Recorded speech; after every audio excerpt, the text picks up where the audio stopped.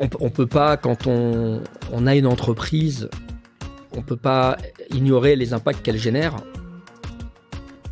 Salut, bienvenue sur Harmony Inside, le podcast qui t'aide à créer une culture forte pour ton entreprise et à réussir ta croissance.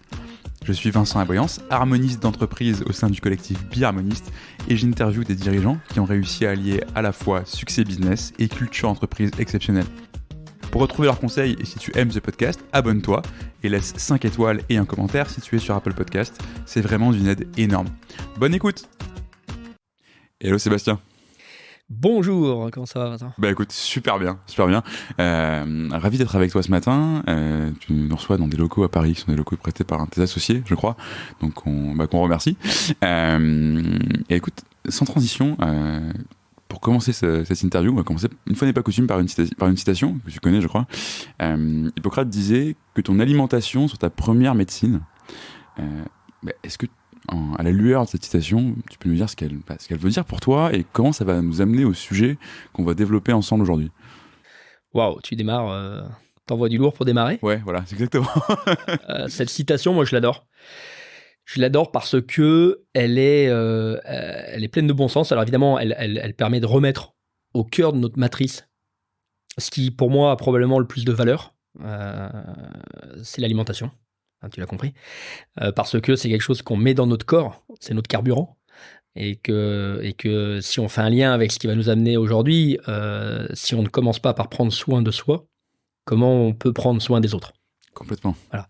Donc, que ton alimentation soit ta première médecine, c'est effectivement une invitation à prendre soin de soi, de sa santé, par l'alimentation. Et de sa santé physique et mentale, ce qui est absolument formidable avec l'alimentation, mais également prendre soin des gens qui nous entourent, prendre soin des paysans dans nos campagnes, prendre soin de notre biodiversité, de notre planète, donc du vivant de manière générale. Donc, je crois que ton podcast est un peu orienté sur le vivant.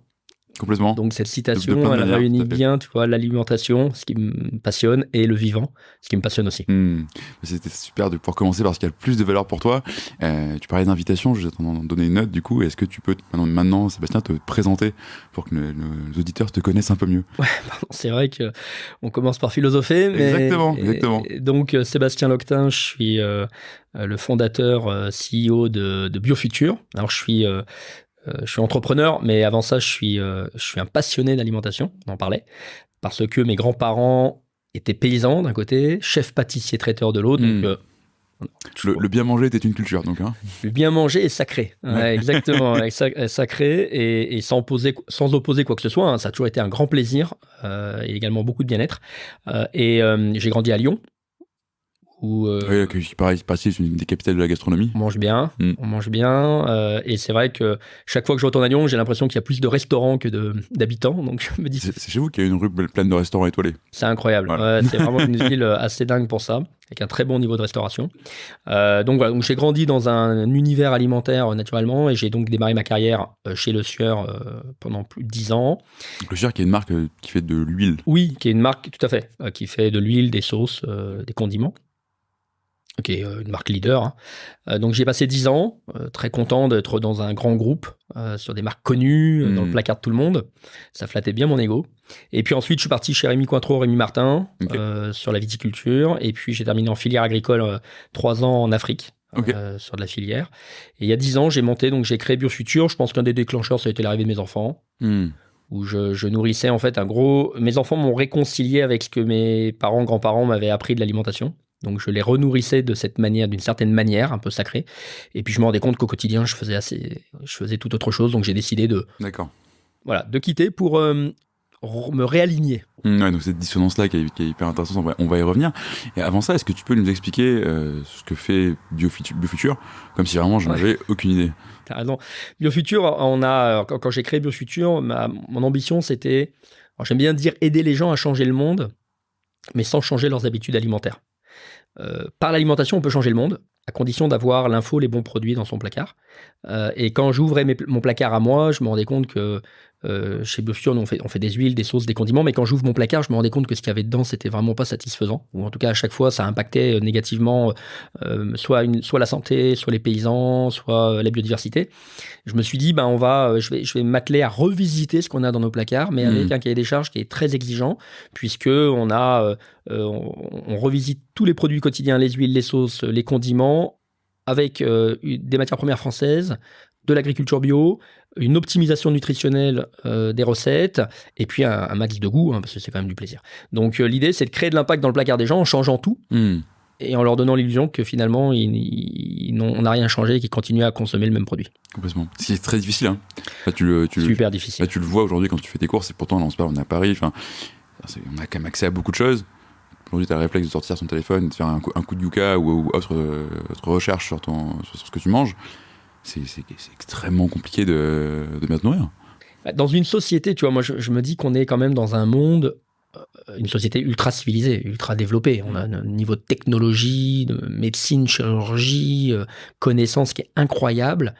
Et pourtant, dans ce monde-là, la première cause de mortalité au monde, devant les MST, l'alcool et le tabac réunis, c'est l'alimentation dite moderne. C'est-à-dire que l'alimentation tue chaque jour plus que le tabac, l'alcool et les MST réunis. Qu'est-ce que tu mets derrière l'alimentation ? C'est tout ce qu'on trouve effectivement en rayon, c'est-à-dire c'est des produits qui sont ultra transformés, trop sucrés, trop salés, trop de graisses saturées, trop d'additifs. On consomme 4 kilos d'additifs par an.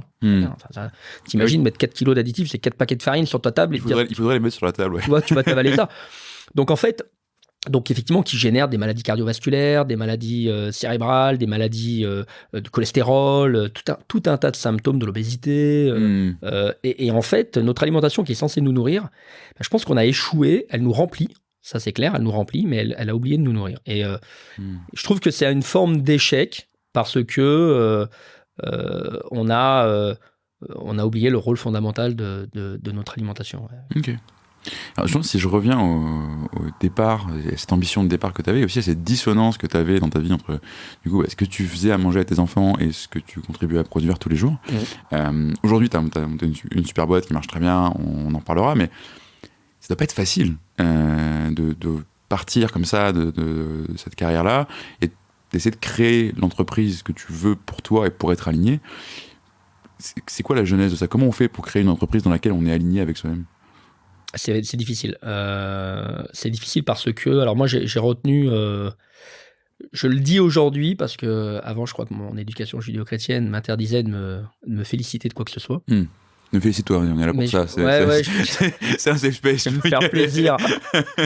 Non, je crois qu'il faut de la conscience et du courage. C'est-à-dire qu'il y a un moment, il faut arriver à faire une pause et à se dire, à s'écouter en fait, à s'écouter vraiment au plus profond de soi. C'est ce petit enfant qu'on a au fond de nous qui nous parle et de ressentir, il y a un indicateur qui ne trompe pas, c'est la joie.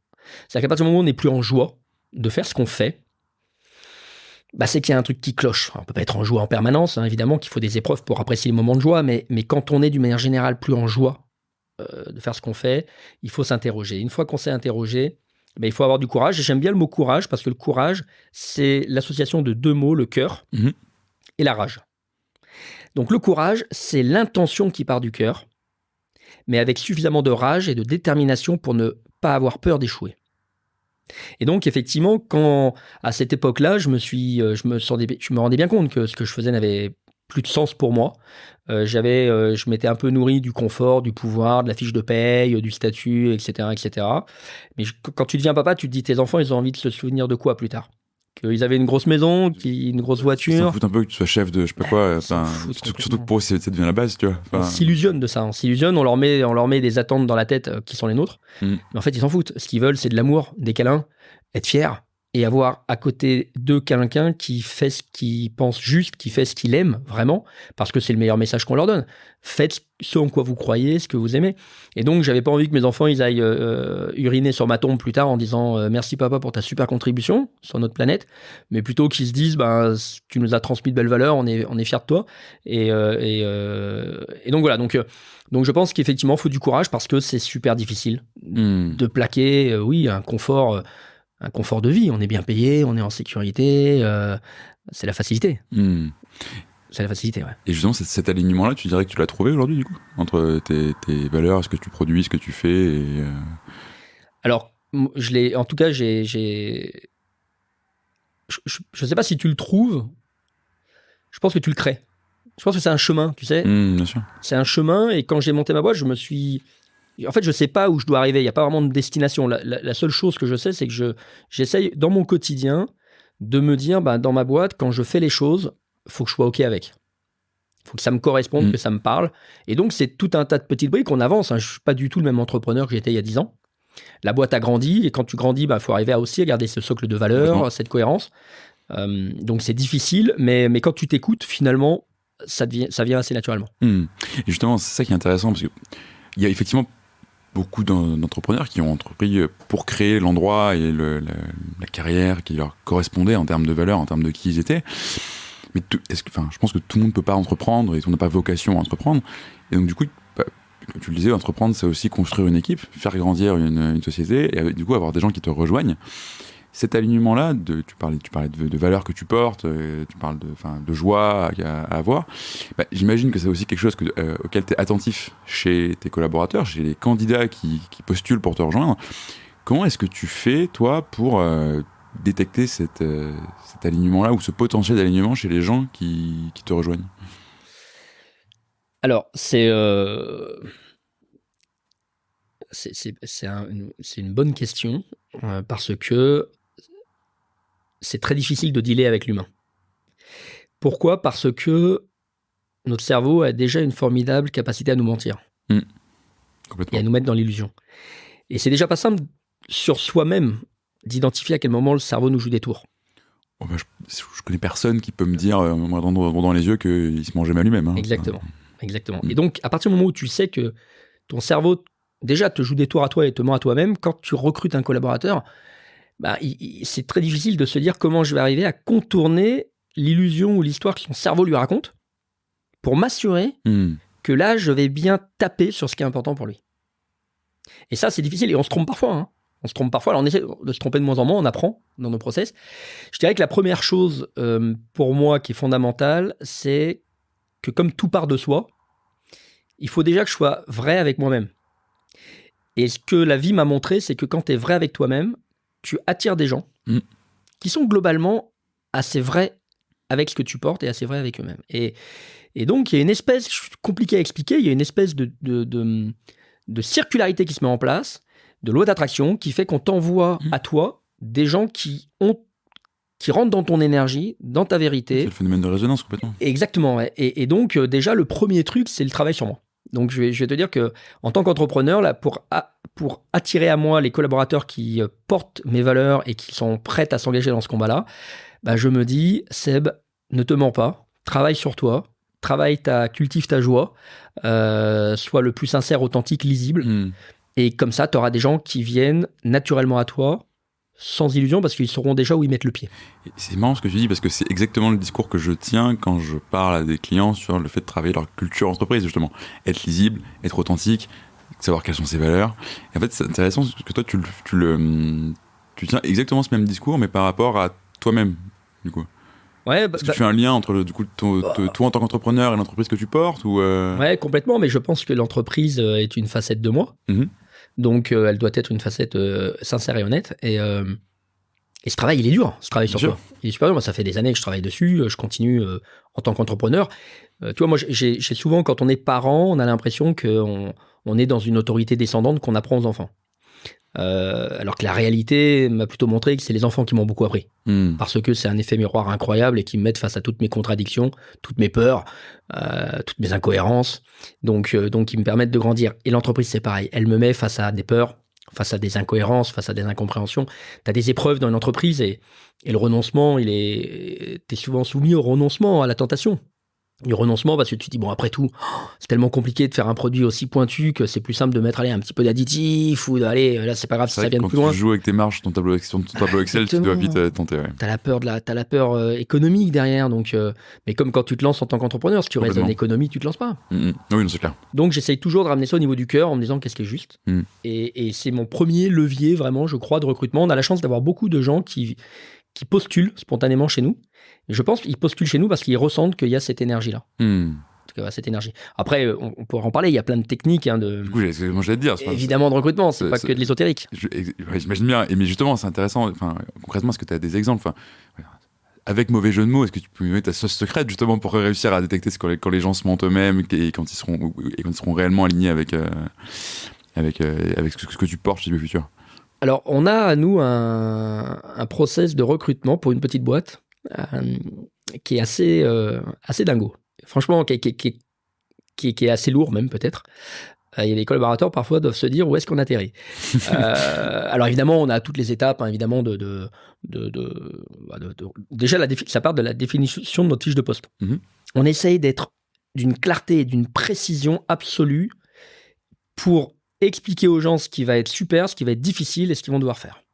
Qui est pas de l'heure. C'est-à-dire que on n'est pas là pour vendre du rêve. Moi, je suis pas là pour dire aux gens, vous allez voir, tout va être merveilleux, venez chez nous, c'est trop bien. Non, évidemment, c'est difficile.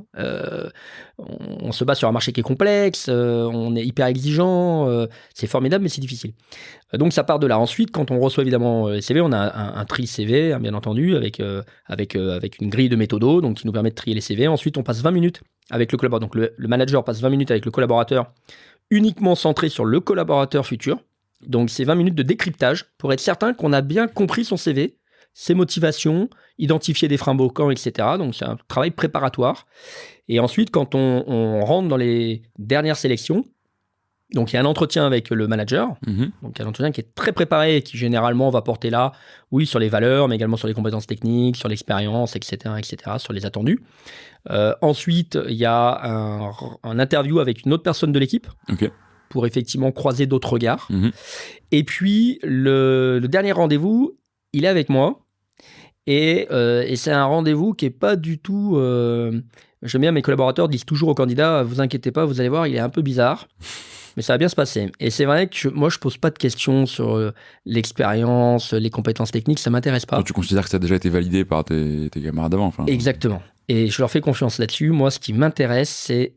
J'ai l'impression de faire 1 heure d'entretien de psy. Je challenge la personne en lui disant on va se marier, donc pour que le mariage soit réussi, il ne faut pas qu'on se mente ni l'un ni l'autre. Et donc mon exercice, c'est de veiller à ce qu'il me pose les bonnes questions pour ne pas se mentir, et veiller à lui poser les bonnes questions pour qu'il ne se mente pas, et donc par effet ricochet qu'il ne nous mente pas. Parce qu'il n'y a rien de pire que d'avoir un collaborateur qui n'est pas sur le bon chemin. Au bout de 3 mois, chez nous ça se détecte et ça devient compliqué pour lui et compliqué pour nous. Et enfin, une fois qu'on a fini cet entretien, on fait un test DISC. Ah, vous faites DISC, ok. Exactement, à tous les collaborateurs, alternants compris. Tu sors quoi par curiosité sur DISC? Alors, DISC, pour ceux qui nous écoutent, c'est un modèle, donc du coup, avec en gros 4 couleurs. Hein, D pour le rouge pour ce qui va être très, très dominant, et tu vas vraiment. Action. Voilà, très action, très orienté résultat. Le I qui va être le jaune pour très influence, des gens très solaires dans l'inspiration, etc. Le S, dont j'oublie toujours le nom, mais qui en gros est vert, c'est le consensus, voilà, le staff fédéré. Voilà, exactement. Et ben, pourtant, tu serais étonné. Et le bleu, donc la conformité, la capacité à suivre des règles. Voilà. Et donc, du coup, est-ce que tu cherches un profil DISC particulier ou Alors, on cherche un profil DISC adapté au poste. Ok. Voilà. Donc en fait, on a un profil d'entreprise. C'est-à-dire, tout le monde fait un DISC chez nous. On a une restitution également d'équipe pour voir quel est le profil de l'entreprise, voir où est-ce qu'on peut avoir des manquements. Et après, par rapport au poste, on détermine avec le coach quel est le profil, en tout cas les bonnes couleurs. Tu vois, il y a des profils, par exemple, tu vas sur un poste comptable. Si tu mets quelqu'un qui est très jaune, oui. Ça va lui demander un tel effort. Ouais, je sors très jeune et très bleu, donc oui, je ne ferai pas comptable. Voilà. Je te confirme. C'est pareil, moi je suis pas bleu du tout. Quand tu me fais faire de la relecture d'étiquette du contrat juridique, du système ou de l'ERP, au bout d'1 heure, je suis épuisé, il faut que j'aille faire une sieste. Ouais, donc je suis pas en zone de confort. Donc on travaille effectivement les profils DISC en fonction des postes. Et on a un débrief avec un coach. Okay. Donc, tu vois, c'est un process qui est quand même assez long. Et on le fait aussi pour les alternants. On a un process qui est assez long, mais ce qui nous permet, finalement, de moins en moins, je ne vais pas dire nous tromper, mais on essaye de mettre personne en échec. Okay. Parce que c'est un échec pour l'entreprise, mais c'est un échec pour le collaborateur. Et ça génère une souffrance, donc c'est pas cool. Donc voilà, donc on a vraiment balisé un process de recrutement un peu spécifique. Hyper intéressant. Et du coup, quand tu dis en échec, parce que toi, de ce que je comprends, tu vas en gros, combien de temps tu projettes tes collaborateurs dans l'entreprise? Parce que tu sais qu'aujourd'hui, c'est quand même une norme de tournée de job, entre 1 an et demi à 3 ans, quoi. Voilà. Est-ce que toi, c'est quelque chose dans lequel tu t'inscris? Je te pose la question, parce qu'au vu du projet que tu portes et de l'ambition que tu portes, qui est quand même de changer la manière dont tu nourris les gens, tu as peut-être besoin de poser des bases un peu plus solides, quoi. On peut pas. Moi, parfois, j'ai le sentiment qu'on va un peu à la guerre, quoi. Tu peux pas aller à la guerre avec des gens qui ont un CDD dans la tête. À la guerre, je sais pas, mais en mission, sûrement. En mission, et clairement. Et je crois que, en fait, c'est une question, c'est intéressant que tu me la poses parce que je me rends compte que je me la suis jamais posée. Parce que dans ma culture, je me dis que, comme je sais pas où on va arriver, il n'y a pas de destination particulière, on invite tout le monde, finalement, à nous accompagner sur un chemin. Oui, t'as intérêt d'aimer le chemin, quoi. Exactement. Aussi longtemps qu'ils le souhaitent. Et on a la chance d'avoir, nous, sur les postes, hors alternants, évidemment, hein, qui tournent au gré de l'alternance, mais on a la chance d'avoir des collaborateurs qui sont, on n'a pas de turnover, des collaborateurs qui sont là depuis longtemps, hein, qui sont là depuis 10 ans, depuis 4-5 ans, et je pense qu'ils se posent même pas la question de l'après. Okay. Ouais. Oui, du coup, c'est toujours ma question quand tu me dis on met des gens en échec, forcément j'ai le réflexe de venir te questionner, ça veut dire quoi un échec? Et donc du coup effectivement tu le mesures donc avec ce turnover là qui est finalement très faible, quoi. Ouais, exactement. Et alors un échec pour nous, c'est quand c'est le jour où tu ressens qu'il y a un collaborateur qui est pas en joie et que du coup il y a une forme d'énergie qui se diffuse dans l'entreprise qui est pas saine parce que t'as une personne, c'est très contagieux, qui est exactement, et t'as une personne, et là, comme la joie est très contagieuse, bien sûr. Et ben là, quand tu as quelqu'un qui est entre guillemets, qui est pas sur son bon chemin, ça se sent et ça génère effectivement un irritant et c'est très compliqué de prendre, parfois il le faut, mais prendre la décision d'arrêter la collaboration, c'est très difficile. C'est toujours très douloureux pour moi. Mais il vaut mieux parfois prendre une décision difficile et ne pas laisser quelqu'un en souffrance que de vouloir faire plaisir et de fermer les yeux sur le sujet. Ouais, je comprends très bien. Et donc, avec ce mode de développement, ce mode de recrutement, donc aujourd'hui tu disais Biofuture, petite boîte, bon, ça dépend où tu te places, hein, mais Biofuture c'est une vingtaine de personnes, si je ne me trompe pas. C'est ça. 4 millions de chiffre d'affaires, une boîte que tu as créée il y a 10 ans. Alors, je reçois beaucoup de monde sur ce podcast qui va me parler à la fois de levée de fonds, qui va me parler de bootstrap, d'hypercroissance, de croissance rentable, etc. Toi, c'est quoi le mode de développement d'entreprise que tu as choisi et pourquoi ?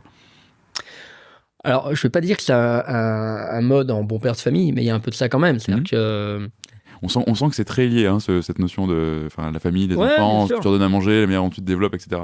Je pense que les bonnes choses prennent du temps en cuisine et que quand on n'a pas une grosse culture de l'innovation à tout crin, même si on est en train un petit peu d'accélérer, tu vois. Mais par exemple, nous, en 10 ans, on a une gamme de 20 produits, ce qui est très faible. Mais parce qu'on prend le temps, quand on lance un produit, on prend le temps de le réfléchir. On ne veut pas faire de l'innovation pour l'innovation. Donc, quand on lance un produit, il faut qu'on soit certain qu'il puisse venir remplacer un blockbuster du rayon, un blockbuster du placard. Donc, typiquement, je vais prendre le ketchup. Tout le monde consomme du ketchup. Enfin, tous les parents, quand les enfants, généralement, consomment du ketchup. On sait que pour moi, c'est un vrai irritant, le ketchup. Donc, je me suis dit... Tu me parles pas de ketchup, j'ai commencé à partir, hein, mais... Tu vois. Et pour moi, ça me rendait malade que mes enfants en consomment parce que je sais ce qu'il y a dedans, comment c'est fait. Et donc, à un moment, on s'est dit, le ketchup, c'est un blockbuster. On va le remplacer avec un impact positif. Donc, les tomates, chez nous, elles viennent de Provence. On a remplacé le sucre par des betteraves et des carottes. Voilà, on a aucun additif. Tout est en agriculture bio. Donc, on donne un truc aux enfants qui est nickel, qui est super sain, qui est super bon. Et ça prend du temps d'identifier le bon produit à remplacer et surtout d'arriver à le remplacer en donnant l'illusion que c'est du ketchup, mais en ayant tout changé. Donc, c'est pour ça qu'on a une culture, nous, qui est plutôt d'aller là où on va avoir de l'impact, de s'inscrire vraiment dans la routine des gens. Ça prend plus de temps. On le fait brique par brique. Mais la grande fierté qu'on a, c'est que depuis qu'on a démarré, on n'a jamais arrêté un produit qu'on a lancé. D'accord. Tout ce qu'on a lancé est encore en marché parce que je pense qu'on se donne le temps de réfléchir à où aller. Donc après, évidemment qu'on est sur des modèles en croissance, qu'on sent bien qu'il y a un besoin d'accélérer parce que le monde bouge et qu'on est en période d'inflation et que je pense que la réponse à l'inflation, c'est l'exigence et de se dire qu'il faut changer ce monde pour ne pas se retrouver dans ces systèmes-là. Donc on est en train d'accélérer, mais on a plutôt une culture d'entreprise qui est de prendre le temps de bien faire les choses, de les mettre en marché et d'accompagner les lancements de façon à les démocratiser. Ok. Et si je rentre dans le côté un peu business de ça, pour donner des clés à des gens qui auraient peut-être envie d'un jour de lancer des produits de ce type-là, avec ce niveau d'exigence-là, d'autant plus avec le niveau d'exigence que tu as, j'imagine qu'un lancement de produit, c'est du capex, quoi. Tu dépenses de l'argent, t'investis.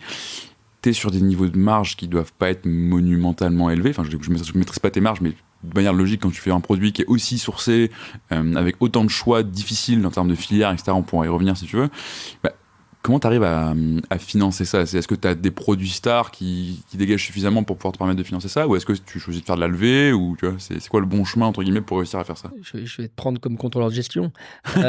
C'est exactement... Ouais, non, justement, je trouve ça génial d'être capable d'avoir à la fois les ambitions, mais les moyens de les réaliser. Si tu veux. Alors, nous, on fait 2 fois moins de marge. Hein. C'est vrai que les très gros du marché. Et on est pourtant plus cher. Donc, c'est qu'on met tout dans le produit. Donc, quand les gens achètent notre produit, c'est vraiment un rapport qualité-prix qui est imbattable. Mais nécessairement, ça nous oblige, et c'est aussi partie de la stratégie, ça nous oblige à aller sur des produits à volume. C'est pour ça que je parle de blockbuster. D'accord.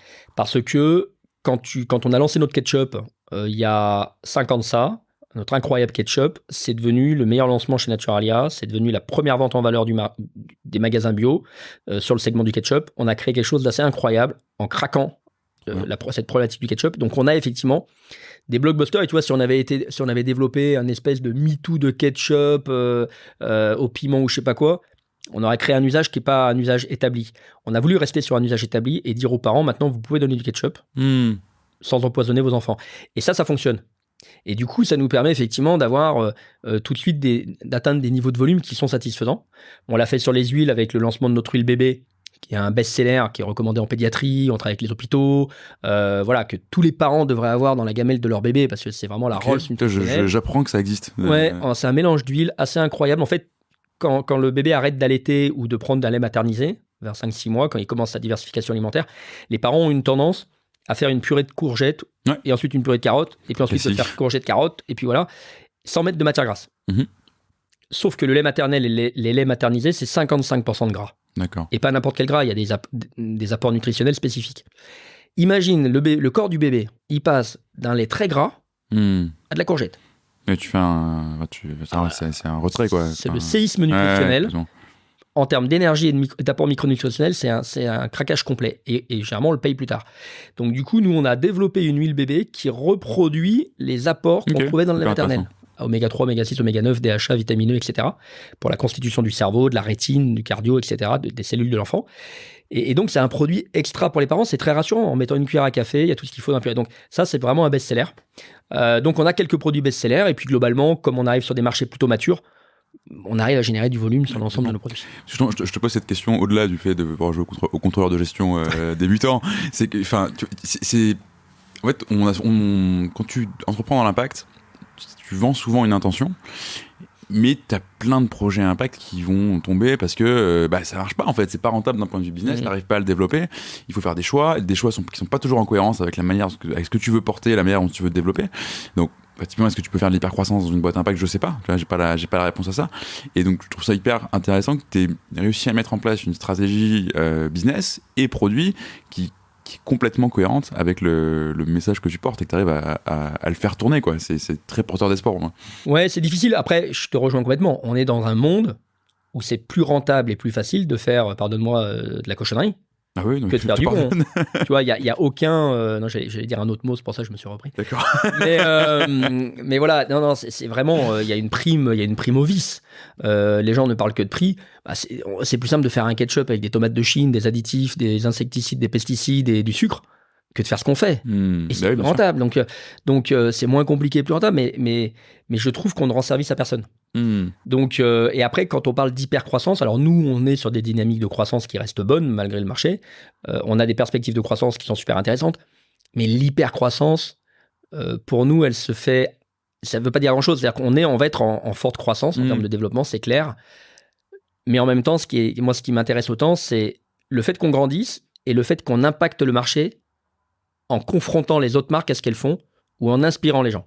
Tu vois, j'ai découvert un truc qui est formidable quand j'ai lancé mon ketchup, c'est que j'ai reçu des recommandés, des marques leaders qui ont essayé, à coup de recommandés, de nous faire taire ou de faire capoter un peu ce lancement.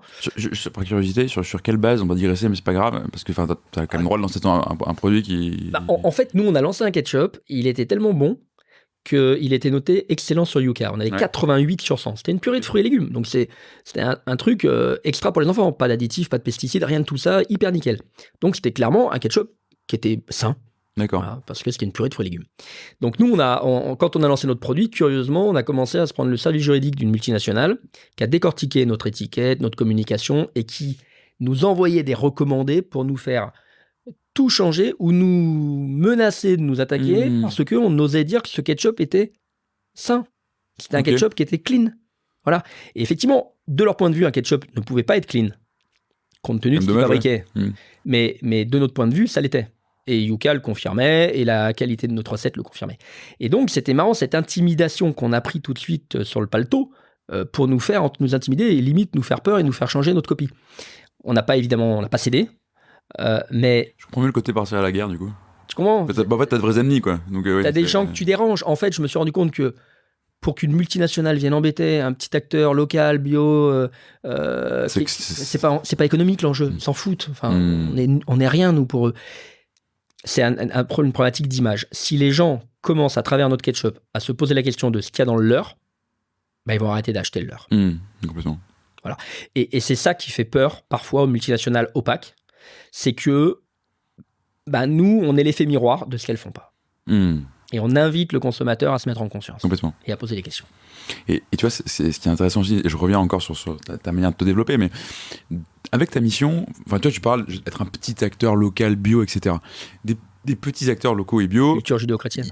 Mais oui, mais il y en a un paquet, en fait, tu vois. Tu fais, je sais pas, 500 bouteilles par mois, je dis n'importe quoi, parce que j'ai aucune idée des volumétries. Tu les vends en local, en distribution directe, producteur, tu vois. Et ça existe, des gens qui font ça. Toi, t'as pas fait ce choix-là. Tu as fait le choix de créer notamment 2 marques, une qui s'appelle Quintessence, une qui s'appelle Nod. C'est vrai que bon à l'envers. Vous c'est écrit à l'envers sur les packaging et tout. Je vous invite à aller voir en rayon. À l'endroit. Voilà, exactement. Mais du coup, tu fais le choix d'aller dans les filières locales, mais aussi dans les magasins bio, mais aussi d'aller te taper avec les gros en grande distribution. Est-ce que c'est facile de jouer sur autant de fronts à la fois, avec des marques qui ont 2 identités différentes, etc. Enfin, comment tu arrives à garder tout ça cohérent et à le porter en même temps ? Alors, c'est pas facile. On le fait pourquoi ? On le fait parce que si on veut avoir... Moi, ce qui m'intéresse, c'est d'avoir de l'impact. C'est vraiment de changer de la donne et c'est de me dire j'ai contribué à faire ma part vraiment au sens large du terme. Et pour faire ta part, il faut être là où le gros des consommateurs fait ses courses. La grande distribution. Donc c'est pour ça qu'on a fait le choix, à un moment, d'aller en grande distribution pour faire de l'impact, pour influencer et peut-être inspirer d'autres marques à changer.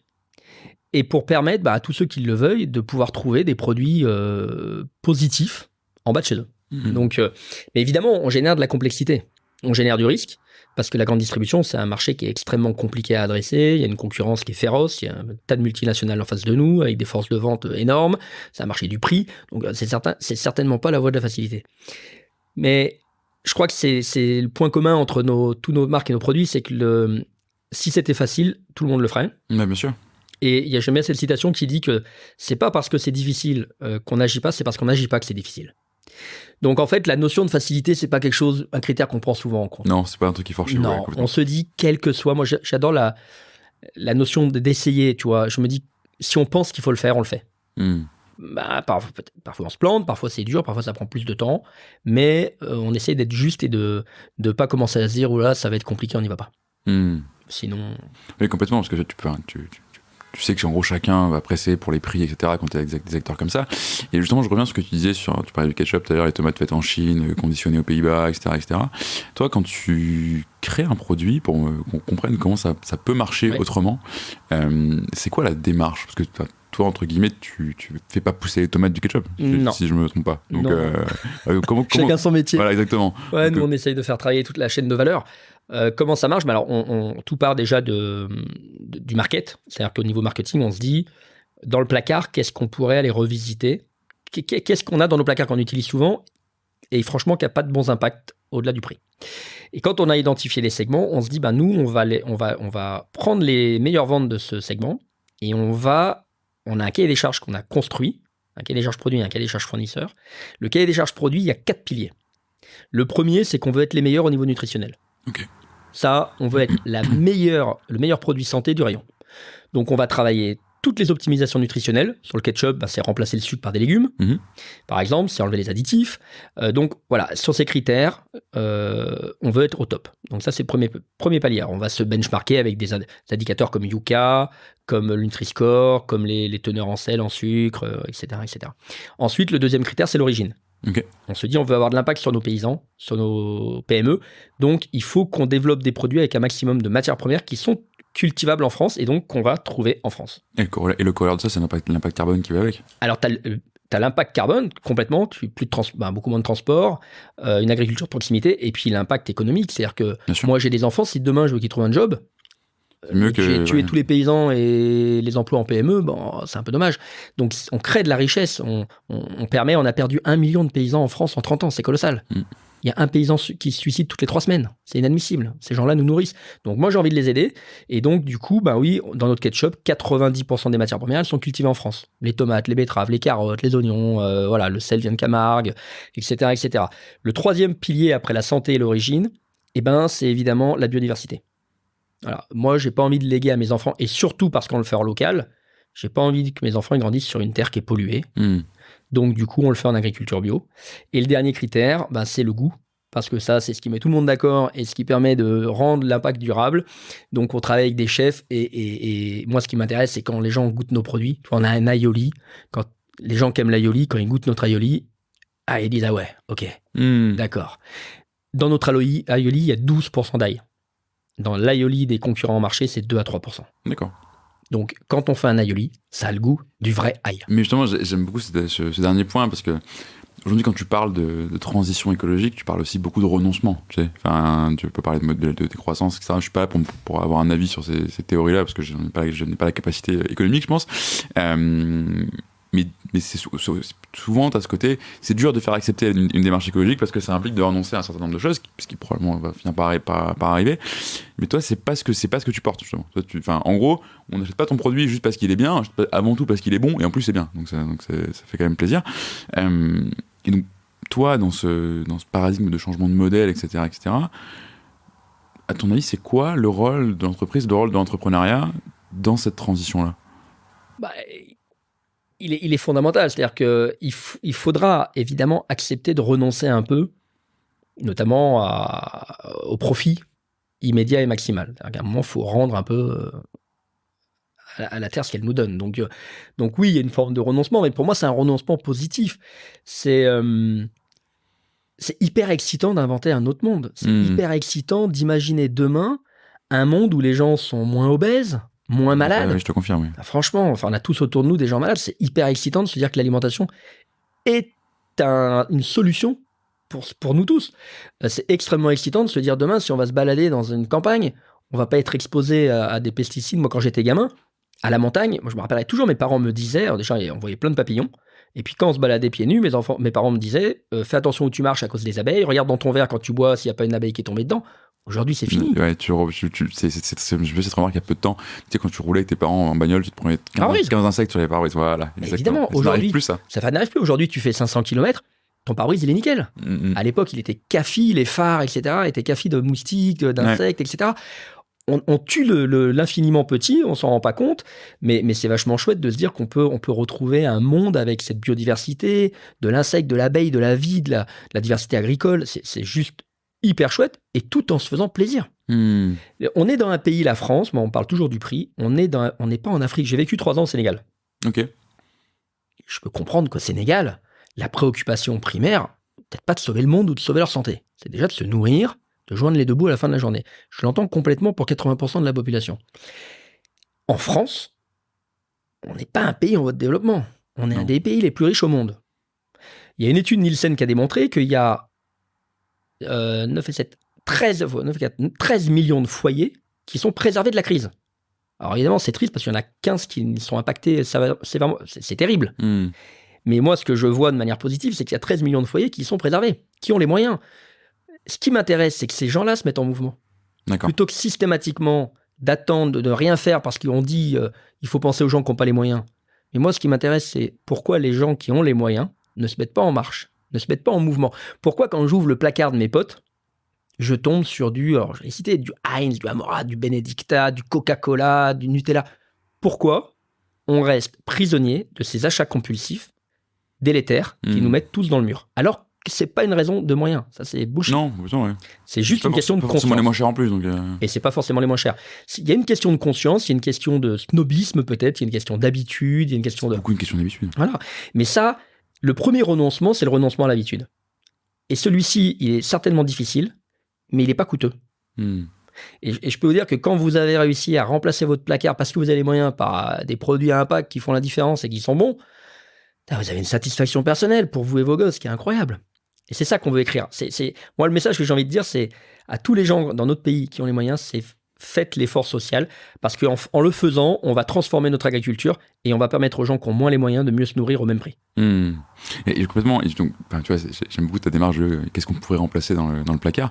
Ça m'amène vers, toi aujourd'hui, c'est quoi tes ambitions à court et moyen terme, on va dire, pour BioFutur? Qu'est-ce qui reste à remplacer dans le placard et où est-ce que tu veux amener ton entreprise? Waouh, encore beaucoup de choses à remplacer dans le placard. J'imagine.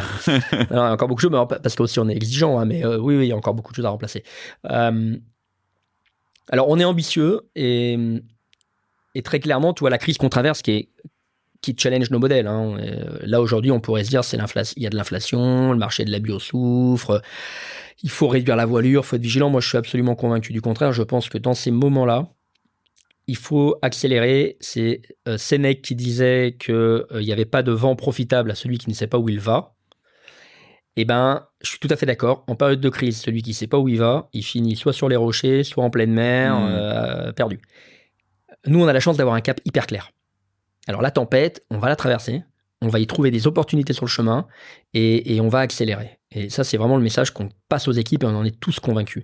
Et dans les placards, on identifie plein de choses qui sont super intéressantes à revisiter. Je vais te prendre, par exemple, si on reste un peu dans le domaine des sauces, au niveau des sauces chaudes, par exemple, moi je suis hyper gourmand. Et ben franchement, trouver une sauce chaude. Alors, c'est quoi une sauce chaude? Ça va être une sauce type bolognaise, arrabbiata, les grands classiques, tu vois. Ouais. Mais une sauce qui soit vraiment bonne. D'ailleurs, on va pas rajouter du sucre en cachette et du sel pour faire un exhausteur, mais où je suis vraiment sur de l'ingrédient brut, avec vraiment du goût, un recettage de chef, et en me régalant, que je me dise, ben ouais, les matières premières, elles sont cultivées en France, et en plus en agriculture bio, et sans additifs cachés, mais ça me fait rêver. Ah oui, mais le problème, c'est qu'à Paris, ça coûte 12 balles, quoi. Et non. Tu vois, mais c'est souvent le raccourci que tu fais. Mais j'adore que tu penses ça, parce que on va te démontrer que ça peut coûter beaucoup moins cher. Et du coup, tu te diras même, ah ouais, moi ça m'est arrivé en parlant un jour comme ça de mon ketchup à une journaliste, elle me dit, ah non, mais ça doit être 8 balles de ketchup. Ouais, bah ouais. 4 balles. 4 balles, voilà, oui, on est plus cher que Heinz. Oui, mais c'est pas 8 balles. Pas tant. Mais voilà, et en fait, moi ce que j'aime bien, c'est quand les gens se disent, ah ouais, c'est pas si cher que je pensais. Ça m'intéresse parce que je me dis, on a fait le job. Mais complètement. Tu vois, on a fait le job. Donc évidemment que l'idée, c'est pas que tu te fasses un plat de pâtes arrabbiata à 30 balles. Si en plus tu prends les pâtes avec le même. En plus, on t'aura fourni des pâtes. Donc non, évidemment. Mais pardon, dans un pays comme le nôtre, me dire qu'il n'y a pas quelques millions de Français qui sont capables de mettre 4 balles pour ne pas empoisonner leurs enfants avec du ketchup, je suis sceptique. J'avoue que je n'ai pas beaucoup de ketchup, donc je mesure pas le prix du Heinz, mais en gros, oui, je comprends complètement ce que tu dis. Donc, on a un renoncement sur les habitudes à faire, et ça passe par la conscience. Et ce qui est difficile, c'est aujourd'hui, moi, je suis très tolérant avec les consommateurs, parce que les consommateurs, tu disais justement tout à l'heure, aujourd'hui, pour bien manger, faut être détective privé, ingénieur agro, expert filière et nutritionniste en même temps. Voilà. Sinon, tu t'y perds parce qu'il n'y a pas l'info. C'est clair. Tu vois, quand on parlait du ketchup, j'aime bien cet exemple. J'ai vu jamais nulle part écrit d'où viennent les tomates. Ah oui, non. Les additifs cachés, on m'en parle pas. Le Nutri-Score, il y est pas. Même si tu lis l'étiquette, tu comprends pas. Donc Voilà, exactement. Donc c'est un peu, c'est pas très bien de. Comment on veut que les gens changent s'ils n'ont pas d'info? Ok, je vois. Et donc tu dis, on a ce cap hyper clair. En termes d'ambition de croissance pour ton entreprise, est-ce que ça se transcrit ou pas Alors oui, on est obligé d'avoir un BP parce que on est dans un monde où il faut normaliser, il faut écrire, il faut chiffrer. Moi, je suis convaincu qu'on peut tripler, quadrupler, quintupler notre chiffre d'affaires sans aucune difficulté. Avec la bonne intention. J'aime pas trop les BP, il en faut, parce que les banquiers nous en demandent, les investisseurs nous en demandent, etc. Mais le BP, il enferme, en fait. Et je pense même moi, je crois beaucoup, et ça fait partie du travail sur moi, que comme tout est possible, il n'y a pas de limite. Et je pense que quand on est dans le juste et le vrai, à un moment, l'abondance vient à toi. Pas l'abondance économique, l'abondance de l'impact. Et l'abondance de l'impact, si on commence à l'enfermer dans des tableaux Excel, il n'y a pas la bonne comptabilité pour, quoi. il n'y a pas la bonne comptabilité pour. Donc, on a un BP, voilà, qui est structuré. Mais parfois, je pense qu'il faut faire confiance à la vie. Et quand les choses doivent arriver, tu sais, parfois, tu sais pas pourquoi, il y a un buzz qui se crée. Et puis, tu te retrouves avec un truc qui roule tout seul, qui cartonne, et tu n'as quasiment pas produit d'efforts. Parce que, si, tu as produit des efforts pendant 10 ans. Tu as produit des efforts avant. Exactement. Mais voilà, et ça, c'est magnifique. On est dans une culte. Moi, je me suis longtemps dit, pour faire de la croissance, il faut le mériter, il faut travailler dur, etc. Il faut déjà être juste. Et tant mieux si ça arrive en travaillant moins parce qu'on a fait le job, parce qu'on est dans le juste, etc. Donc, on a un BP, on est ambitieux. Je pense qu'on fera x3, x4 en termes de chiffre d'affaires sur les 3 ans. Mais si on peut faire x10, naturellement, parce que... Faut x4, c'est déjà une très belle ambition, tu vois. non, mais c'est super. Mais en tout cas, merci pour ça. Et ça m'amène à une dernière question. Une question traditionnelle pour finir ce podcast. Toi, notamment avec les sujets de croissance que tu as eu et que tu vas avoir, quel conseil que tu donnerais à un dirigeant qui hésite à travailler sur sa culture d'entreprise ? C'est comme dire à un ami ou me dire à moi ou dire à mes enfants ne travaillez pas sur vous-même.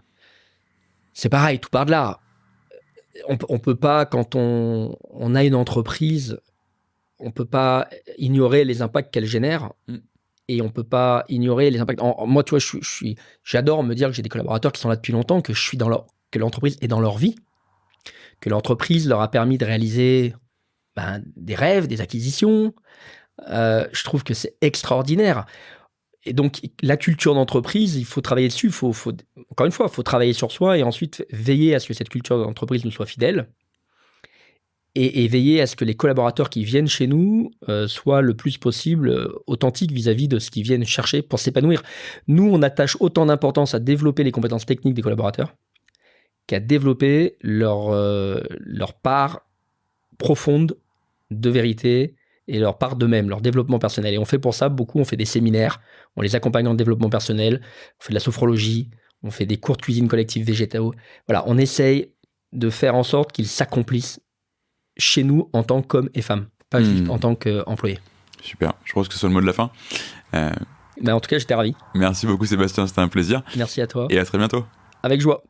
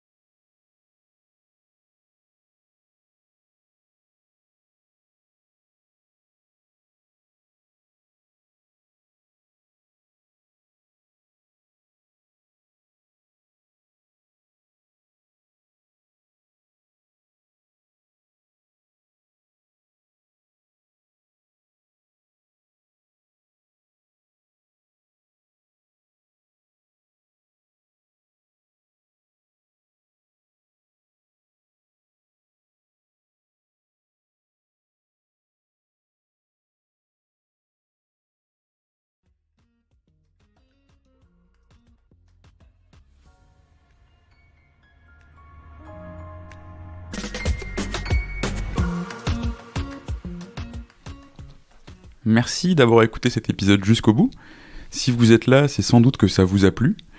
Si vous voulez nous aider, n'hésitez pas à partager cet épisode à votre boss, à votre ami qui veut monter une startup depuis toujours, ou à toute personne qui pourrait être intéressée par la culture d'entreprise.